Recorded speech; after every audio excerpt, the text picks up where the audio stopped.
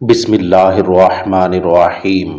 حدیث قدسی میں نبی کریم صلی اللہ علیہ وآلہ وسلم نے فرمایا ہے کہ اللہ تعالیٰ فرماتا ہے کہ میں نے حضرت آدم علیہ السلام کی مٹی کو اپنے ہاتھوں سے اچھے طریقے سے گوندھ کر اس کا خمیر تیار کیا تھا۔ پھر میں نے اس خمیر کو 40 سال تک خمیر کی حالت میں ہی رہنے دیا۔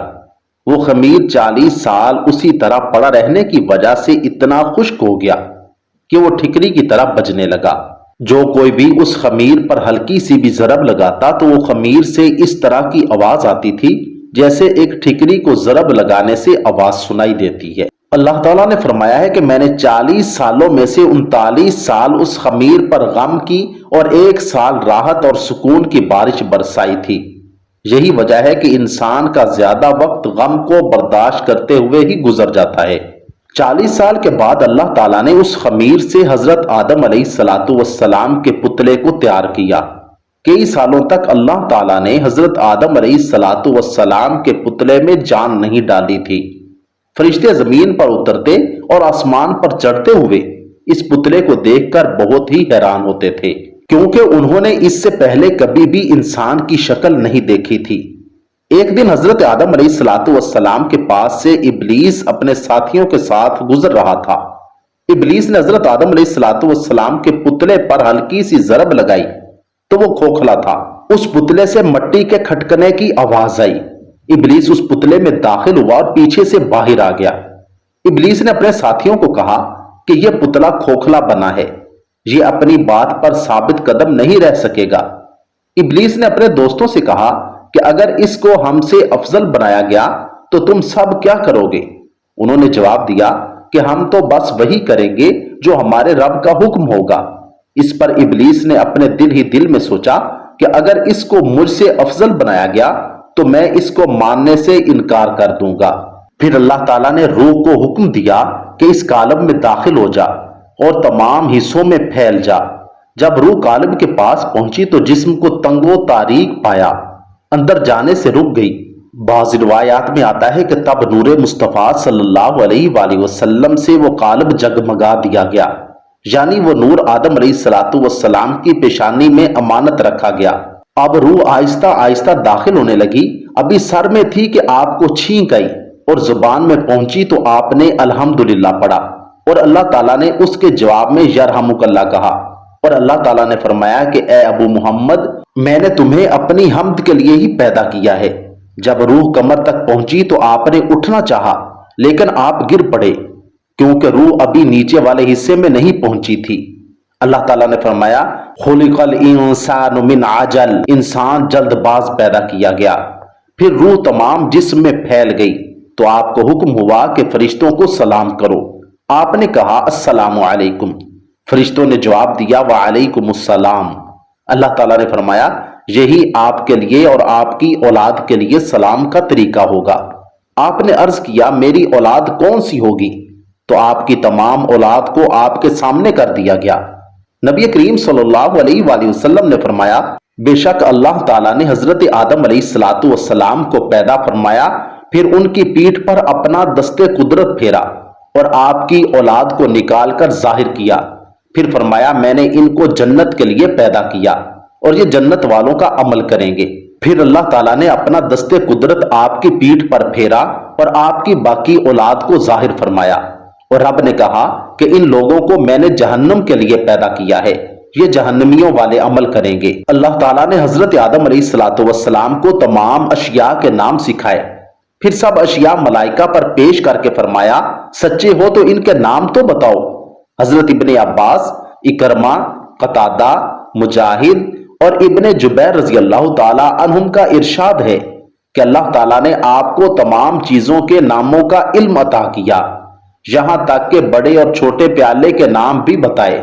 بعض حضرات نے حضرت ابن عباس رضی اللہ تعالی عنہما کی طرف قول منسوب کرتے ہوئے کہا ہے کہ آپ نے فرمایا کہ حضرت آدم علیہ السلام کو اللہ تعالیٰ نے ما کانا و ما یکون، جو کچھ ہو چکا ہے اور جو کچھ ہونا ہے، سب کا علم عطا فرمایا۔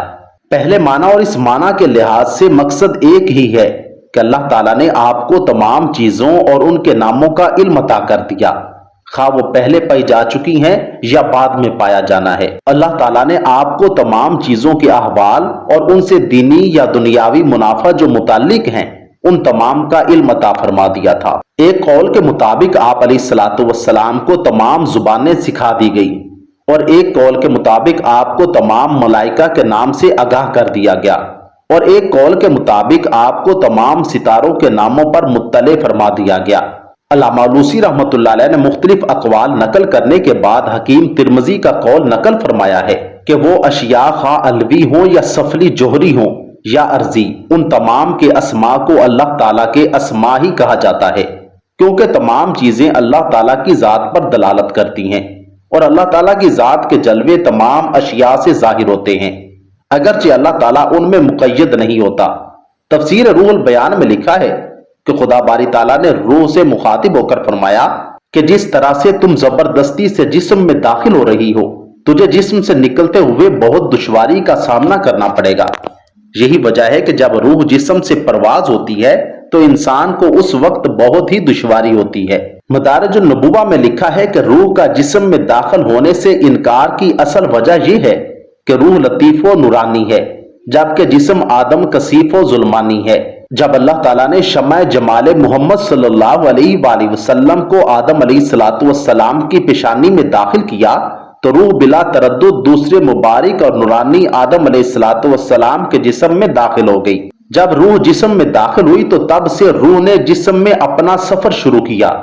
سب سے پہلے روح حضرت آدم علیہ الصلوۃ والسلام کے سر، کانوں اور زبان میں داخل ہوئی، پھر آہستہ آہستہ پورے جسم میں پھیلتی گئی۔ سب سے آخر میں حضرت آدم علیہ الصلوۃ والسلام کے قدموں تک جا پہنچی۔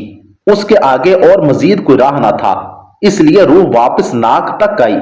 جب روح ناک کے نتنوں تک آئی تو حضرت آدم علیہ الصلوۃ والسلام کو ایک زوردار چھینک آئی۔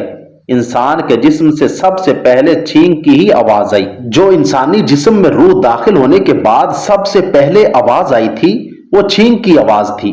اللہ تعالیٰ نے حضرت آدم علیہ الصلوۃ والسلام سے فرمایا کہ الحمدللہ رب العالمین کہو۔ اللہ تعالیٰ کے حکم سے حضرت آدم علیہ الصلوۃ والسلام نے یہ الفاظ بولے۔ یہی الفاظ سب سے پہلے حضرت آدم علیہ الصلوۃ والسلام نے بولے تھے۔